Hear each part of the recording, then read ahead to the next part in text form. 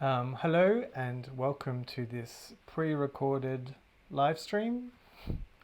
Um, my name is Michael Bojkowski, and this is the first in two videos where I'm taking a thesis project that I produced called Made of Stories and aiming to produce a sort of summary or a neat cohesive sort of explanation of the themes and ideas behind the thesis, with the goal of creating like a performative lecture, which will be the second part in this two-part video project. I'm working in OBS, which is a live broadcasting software, and we have a number of inputs here which we can use. So we've got sort of the big, whoops, wrong way, beginning of a Keynote file over here. We've got somewhere to write some text and to work on scripts here. And then over in the far corner, we've got a browser in case we want to look stuff up on the web. And we also have a camera just down here for if we want to make notes, we can scribble stuff down here. And also this is just to give you an idea of former iterations of the thesis so far. It's actually produced as a printed publication. You can see here, you can have a flick through. The goal is sort of like to expand on this as well and create a second version of this publication. But for now, we're just going to sort of go through various material and see what we can come up with as far as producing a performative lecture style thing. So actually maybe it's good to look at the book for a sec. So the thesis is broken into sort of three main areas. Actually maybe this is good. See if they're in here. You can see this is a work in progress. So one of the areas is nuclear semiotics. To explain nuclear semiotics as simply as possible, this is actually the name for a series of projects. Let's get the browser working. Maybe we can look up nuclear semiotics in the browser too. I think, so this is Arena. If you don't know what Arena is, it's a place for collecting references and research. And in here, if I go to the index, I should have something about nuclear semiotics. So this video is also sort of a way to expose the research and building up of design research materials and how that comes together. Partially because within Moving and Status and within a lot of the work produced by Design Academy students, there are quite a few areas that deal with immateriality, and the big question is then like, how do you then show it? So this is also an attempt to sort of deal with this idea of how do you communicate and share the immaterial, rather instead of having a physical object to exhibit or to manifest, how do you then express what you've been doing? So I'm looking for nuclear semiotics. I'm just sort of scrolling blindly. Here it is. So I'm looking for just a really neat explanation which I can incorporate into this performative lecture. I'm also based in Australia, so sometimes the internet connection is not fantastic. Where's the nearest? This might be a good place to start. A nuclear warning design. So you might, the first time I heard about nuclear semiotics was through a podcast that was talking about these design projects. I don't want to sign up to your newsletter. That were initiated sort of in the, I think it was in the 80s and the 90s. And they were looking at how to express places where nuclear waste is hidden for people, 10,000, 100,000, a million years into the future, on the assumption that, might open this up in the thing. Yeah, on the assumption that possibly, there might not be the same language being spoken. Lingua franca, is that an expression people are familiar with? Maybe I'll type it in here. I think it's lingua franca. That doesn't look like lingua anything. We will look this up in our browser. So if I open another window,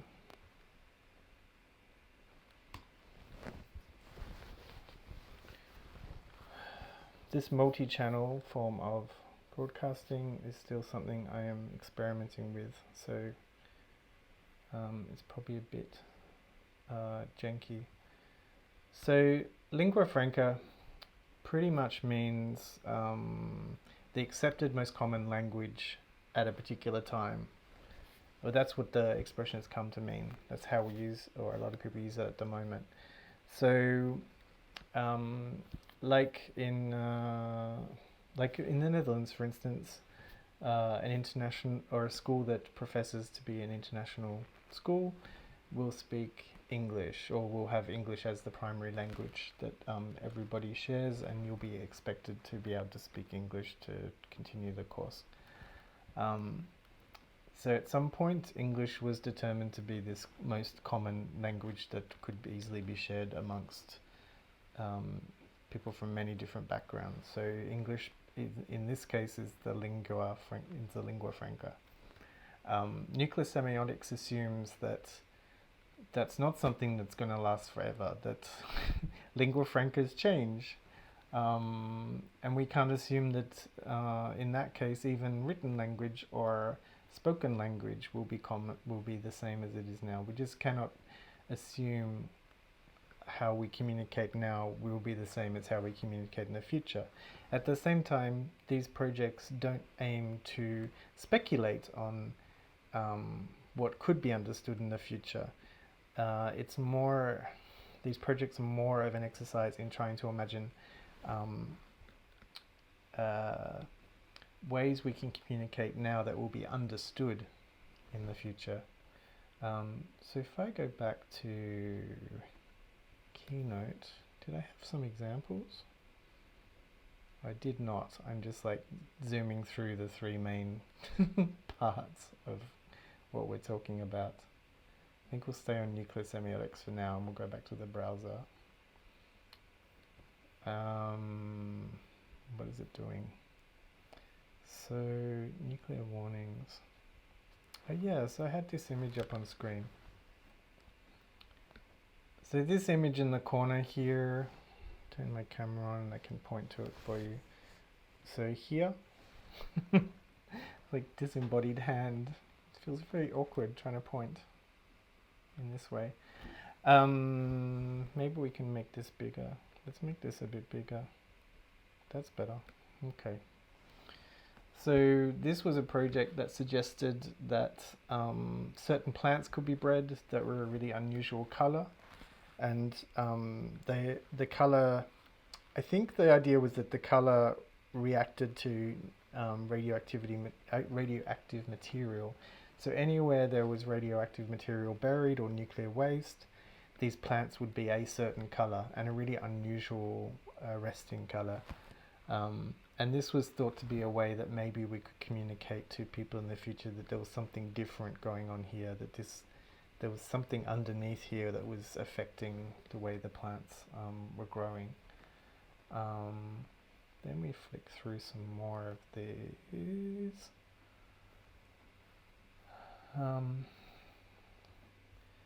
So there was a couple of these nuclear semiotics programs that were initiated. I'll open up this image as well. So this is a illustration by Michael Brill and Safdar Abidi. Where is it?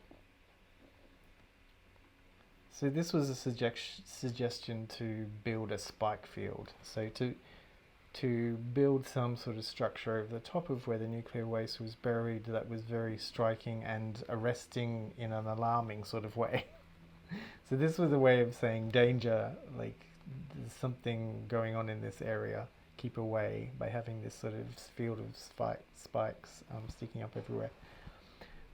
The nuclear semiotics projects are interesting because although it was initiated by the US Department of Defense,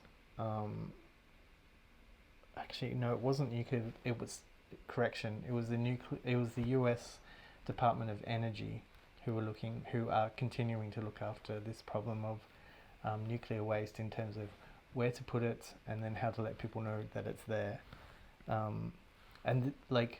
Obviously there's nuclear facilities all over the world, so these nuclear semiotics projects were particular to the US Department of Energy and to the United States in particular. But yeah, they invited people from a range of skills and backgrounds. So it wasn't necessarily scientists, it was like illustrators and science fiction writers and illustrators, architects. It was not your usual set of thinkers. One of the references I found really useful is wonder, maybe I can bring it up in another tab. So you might have heard of this idea of deep time. I wonder if this will bring up an image of the book that I'm thinking of. I feel like I've put a picture of it somewhere. Okay, this isn't showing us the book. There's a book called Deep Time by an author called this is going to test my memory now.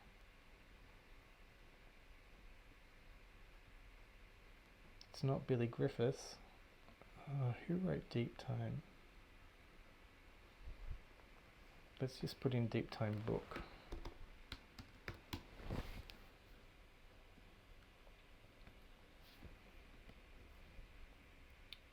Deep Time. Oh man. Okay. We're going to have to refer back to my notes here. I want this particular author because they actually also contributed to some of these nuclear semiotics projects. You know what? It's probably in here.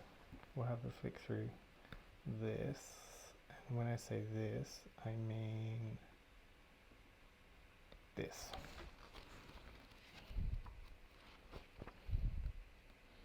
So it turns out that the printed version of the thesis is actually super helpful. And let's have a look at the... Oh my goodness, so we see here Benford Gregory, Deep Time, how humanity communicates a loss across millennia. It's a bit of a dodgy read, like it's probably aged kind of a bit strangely in terms of modern politics and modern ideals, but it's a really solid attempt to look at how human communication has changed, as far back as it can be documented, with the idea that it will change again. So going all the way back to cuneiform, and it'd be great to actually have the book in shot. That's something I haven't really taken into account of how to do. Let me just see if there's a reference in here.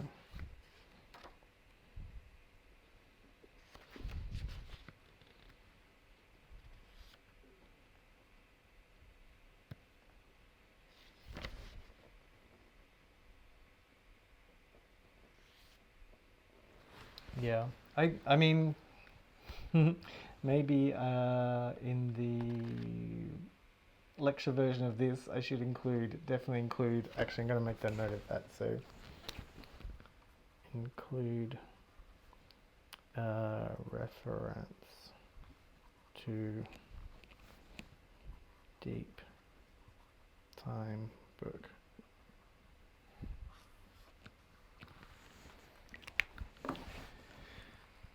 So this is I've already gone off on a sidetrack, huh? I should try and get us back on track. Let's pop this behind here. Whoops, that's gone too far. And maybe make this a bit smaller. No, that can stay where it is. This I don't think we need so big. Cool.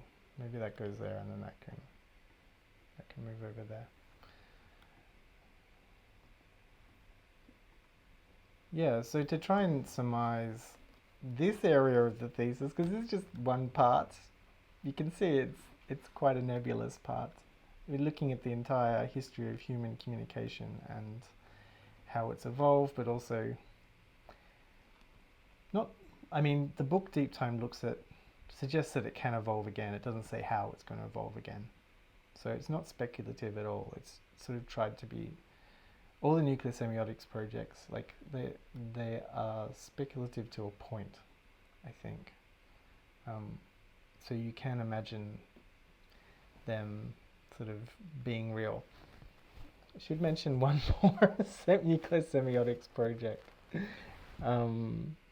No, I'm not. I'm not going to go into detail. I'm going to move on. This is sort of a summation to give me an idea of how much or how little we need to include in the presentation. So as I said, Made of Stories is made of stories. It's made of three main stories which kind of tie everything together. The first one is nuclear semiotics. The second field that we tell the story of is linguistic forensics. And this is told via a discussion that was held at a place in Melbourne, Australia called the Wheeler Centre. Let me see if I've got a description of this event, because that would be super neat. Oh, okay, so here we go. So in a panel discussion entitled Pass It On at the Wheeler Centre in Melbourne, a group of academics and cultural producers met to highlight the many concerns that are needed to be addressed in facing the preservation of language. A key issue was the perceived absence of a shared written vocabulary that was readily available to be documented, archived, and shared. So this is particular to, it's common to areas where there has been indigenous population or Aboriginal population that has sort of had to go through some sort of colonizing period. This in Australia, it's particular because there used to be a lot of different language groups for the Aboriginal population spread out across the continent, and through various colonial and potentially genocidal activities, this map here was just like completely sort of not completely, but these different languages groups are all sort of split up and moved around, and some were lost, some were depleted of people that actually could speak the languages. So there's a common map that you can download, which is in the thesis. It's called the AIAT SIS Organization Map of Aboriginal and Torres Strait Islander language groups. The map itself is problematic because it follows Eurocentric mapping traditions down to the colours that are used to represent the different areas on the map. And it also assumes that um, that each language group had very definite sort of borders and hence a sense of ownership. I feel like most Eurocentric maps, the types of maps that are common, that were spread throughout the world at a certain time, they mostly speak of ownership. They speak of geopolitical concerns, and they speak of um, this country owns this, you know. Whereas when you're talking about language groups, I feel like it's a more sort of nebulous, or maybe the boundaries are not as neat and tidy, and like how much is language about ownership, I guess? How much of communication is about saying what is whose and what belongs to who? This was my reinterpretation of the language groups map for Australia, where it just sort of tried to do a version that blurred the boundaries and didn't make them so concrete. So yeah, the issue that this group were discussing in this panel were what to do about preserving the languages that could be preserved, but also like how to capture those that were potentially lost or about to be lost due to, you know, depleted numbers of people that could speak those languages, you know. And the topic moved on to this idea of, before you can preserve a language, you have to identify it and define it, and a few of the members of this group were talking about having dictionaries for different language groups, and that this was maybe a sign when something was able to be preserved, if there was a dictionary of it. So yeah, there was a lot of talk. It's a nice diagram.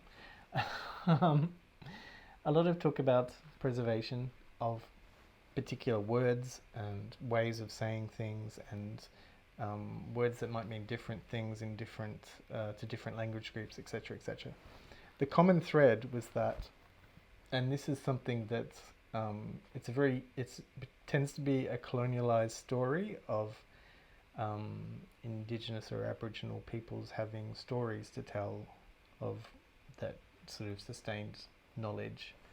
So storytelling was seen as a type of communication. I mean, when that's discussed in colonial terms, it can be sort of infantilizing of Aboriginal Indigenous cultures, that there was only storytelling and there wasn't this complexity of language, which language preservation and forensics is attempting to capture, you know, and represent.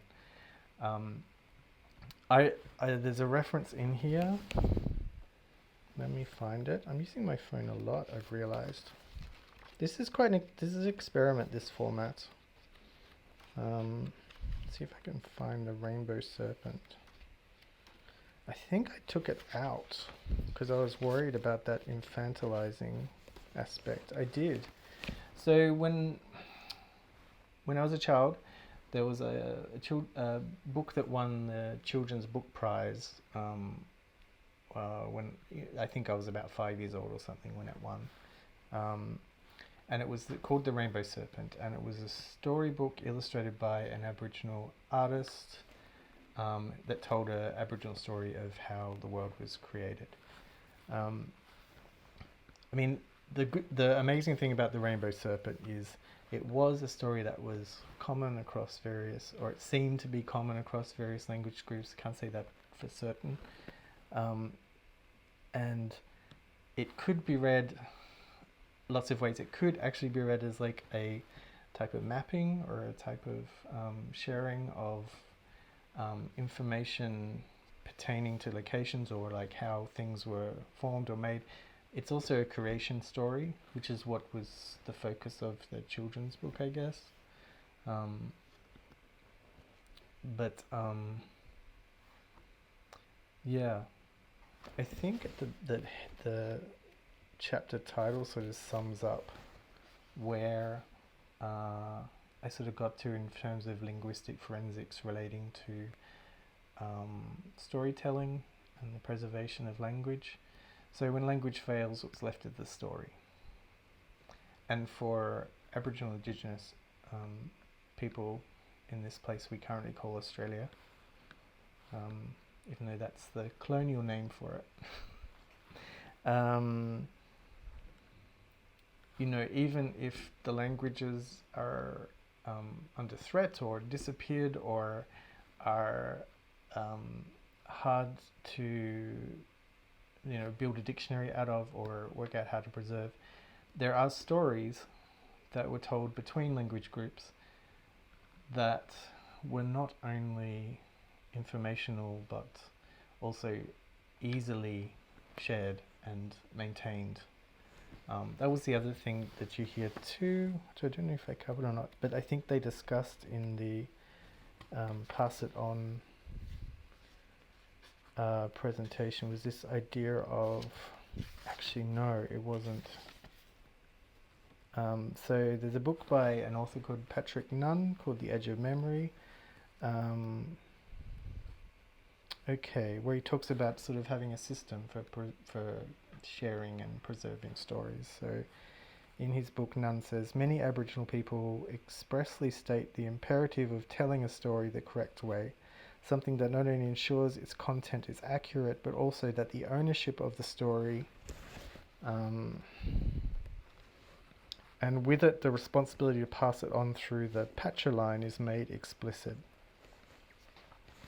So again, like, one of the really tragic things about the colonial project in Australia is that it's depleted information about Indigenous peoples due to you know, projects related to the genocide of Indigenous peoples in Australia. So it makes it, you know, a lot of information is still being uncovered, still being exposed, still being discussed, although more discussion and more education is really important. I will move on to the third part of this, which I've called Facing Narratology. It really was more, the thesis investigates this idea of narratology. For this, I might actually change our browser because I might find some diagrams. So yeah, there's a whole section. This will it be huge? It should be huge, because this was a really big area. I'm just going to close some windows.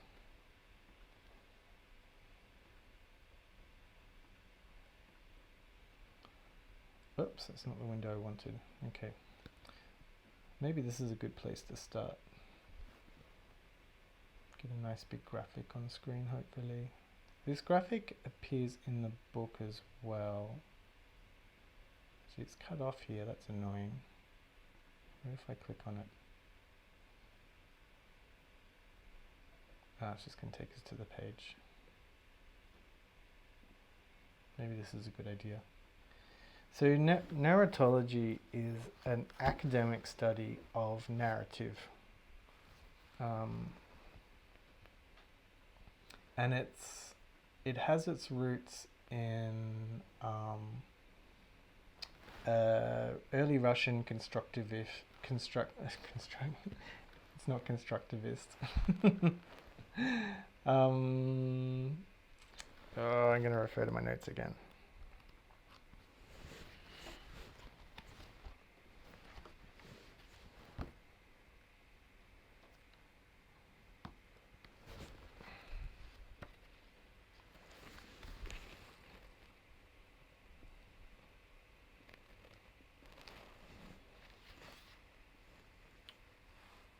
So maybe this is worth reading out in the presentation. So narratology is not narration, it's not storytelling, and it's not fiction. So if you are interested in the field of design, or if you're not, speculative design is a very is a field with a lot of energy around it at the moment, and it's this idea of speculating on fictional scenarios. Narratology is not necessarily about speculation. It's looking at narration, like how we tell stories, not what the stories are. I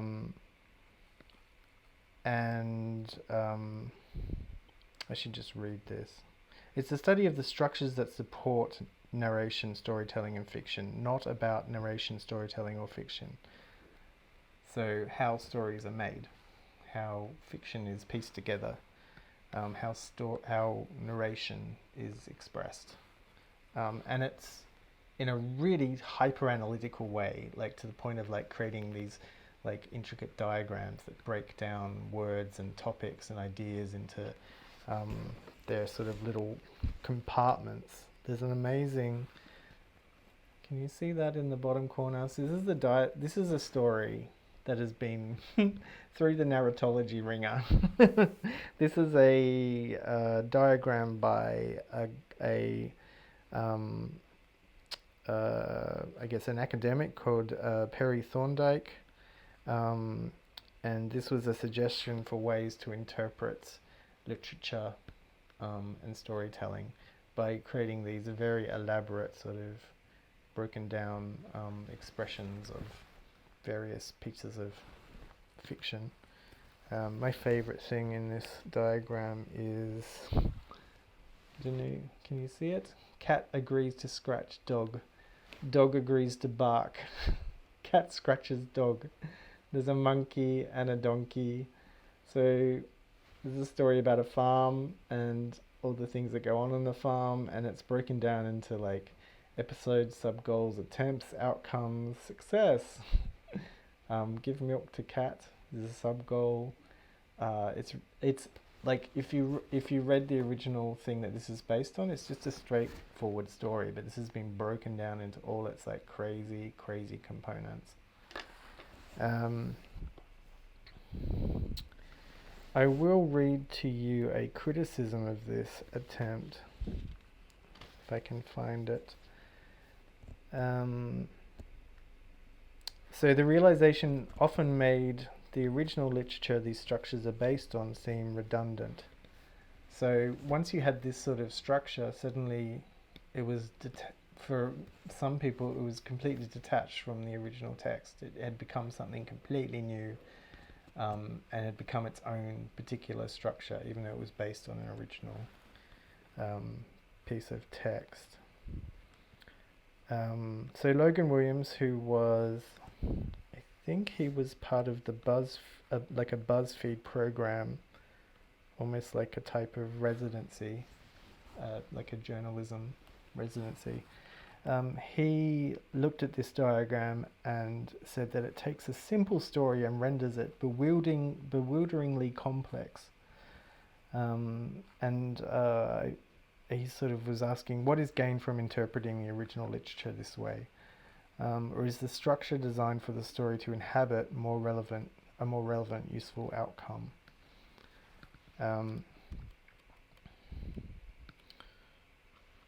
So the thing that I thought was interesting and useful about narratology in relation to design was that these structures are designed. They take literature, like there's a lot of, particularly like my background is graphic design, so I sort of look at these narratological structures, and this is another version in the corner here. Sorry, I'll flick to that properly. So this is abstracted to the point where there's no text involved at all anymore. It's literally just this sort of image. I should put this on the front actually. Let's move that to the front and move it up. So you see this, and then this one facing here. I for the for, to enhance the argument, there was some sort of indication and key on these, and I've taken it off just to show that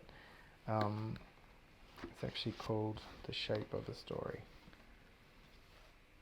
So this was a group of they not designers but academics using design to explore different ways of interpreting stories and narratives, and they came up with this structure that created these sort of crazy, actually quite attractive diagrams.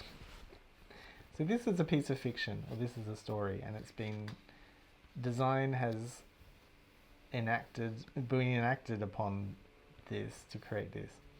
I have to say at this point that part of my studies have also involved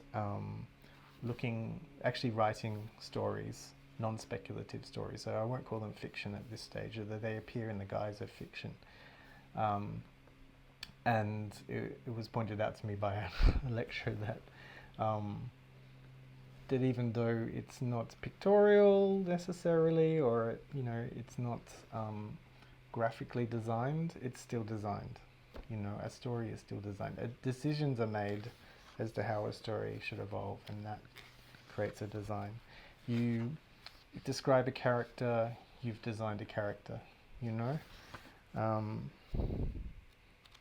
As part of this thesis, there are examples of stories as well, and there's a structure for how to create stories that are non-speculative, but also about design research, pretty much full of design research. I probably should have said at the start, actually, the whole thing that propelled this thesis along was the idea that there is just this vast quantity of design projects and the research that supports these projects being produced, and not necessarily captured or transmitted in a way that made the most of the findings of this research, and that I really want to address the churn I think you get from places like Design Academy, where every year there's a whole raft of often amazing projects related to all sorts of amazing research pools that is produced, and then sort of cleared away to make way for the next huge raft of certain projects. I mean, thinking about this situation now with the moving in status show and program that we're currently working on, one of the things I've noticed with COVID is that shows and exhibitions have been elongated by being made to sort of be online and interact and be interactive with people online. So a lot of the time frames for exhibitions and shows have been stretched, even though you can't visit them physically. Their embodiment is sort of stretched and elongated. So we have the rare and unusual benefit of being able to show you again what we've been working on, and maybe even expand on it, which a lot of years previous wouldn't have had. Like a lot of those research assignments lived and died within the space of a year.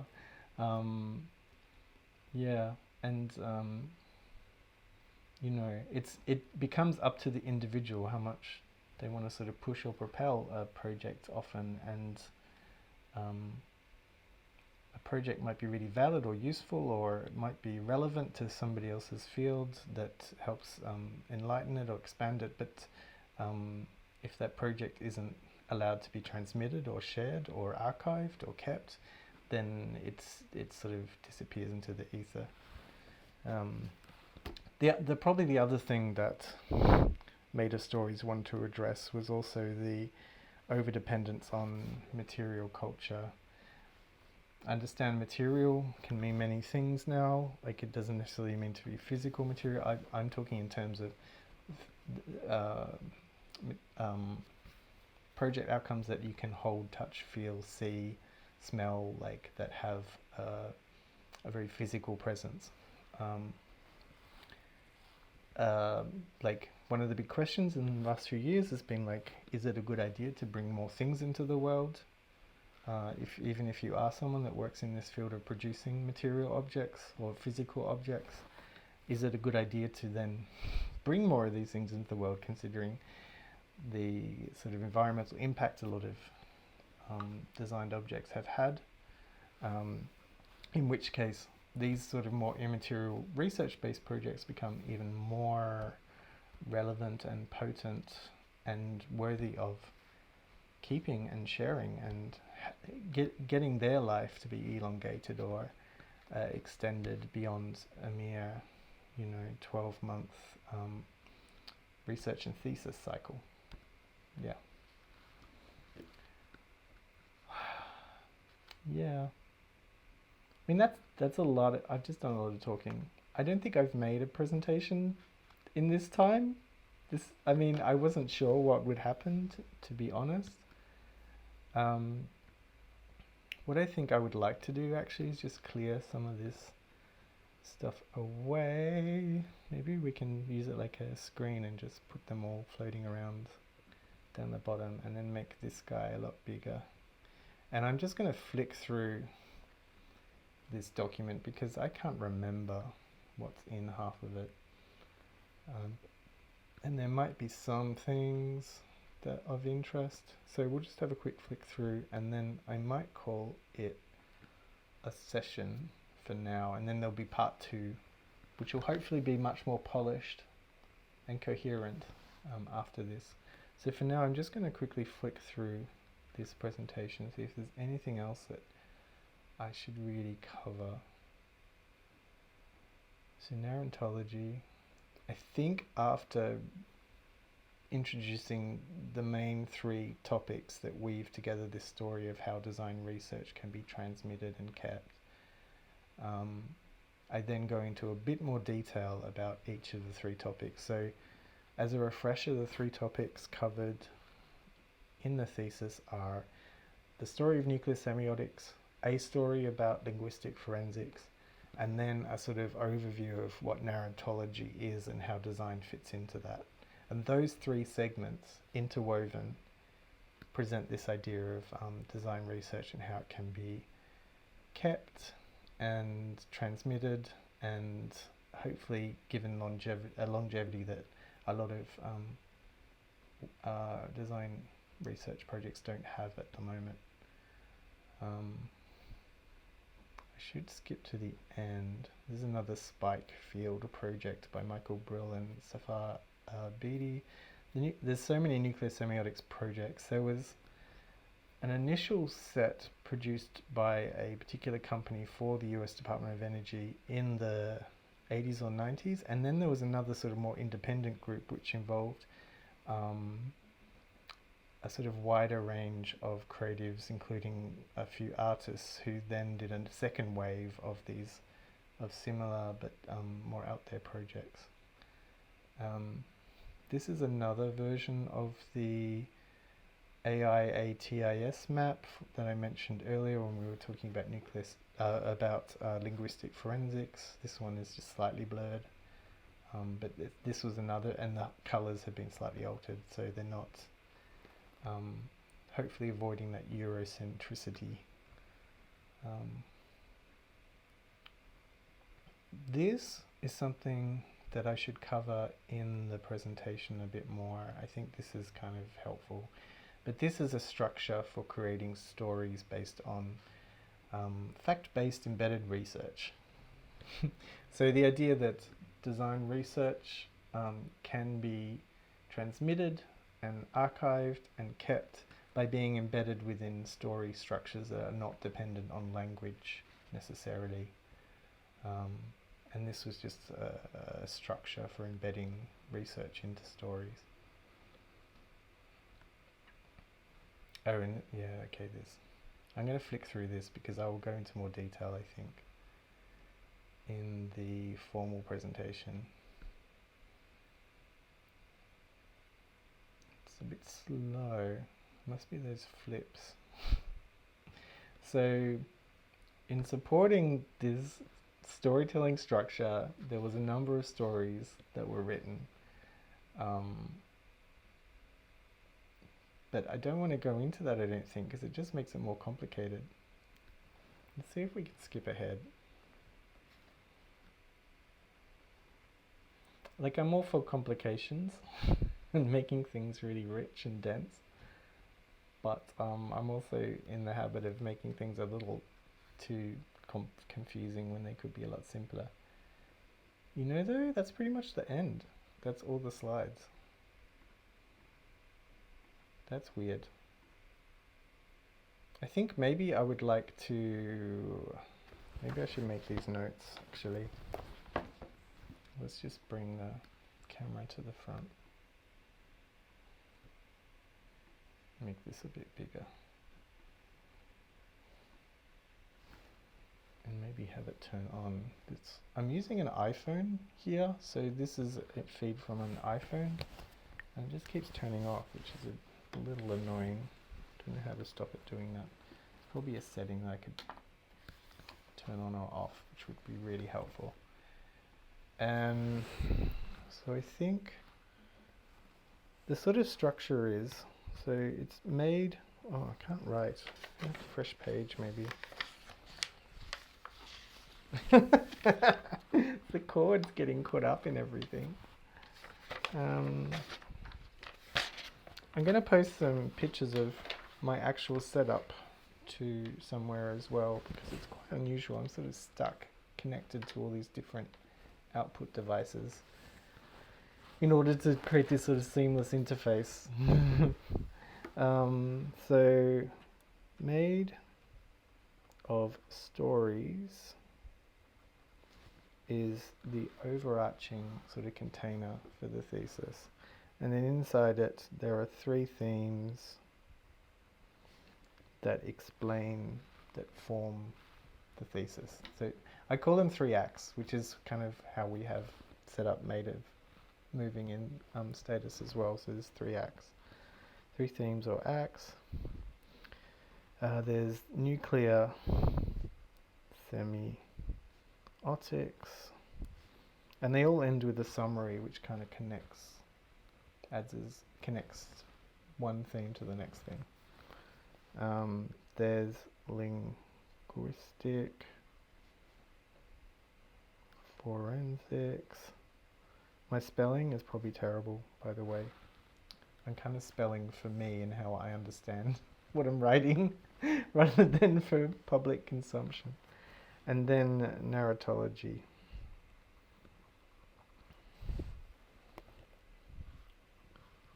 So these all connect to a container or design for non-speculative stories. I'm going to put all fictions mostly because fictions is useful in terms of how people understand stories, I guess, but I don't necessarily like using the term fictions. I have a little bit of a problem with it. It's a bit fuzzy, isn't it? Can it focus a bit better? Yeah, it's like it's focusing there, huh? So then it connects to there, and then I think there is like a statement about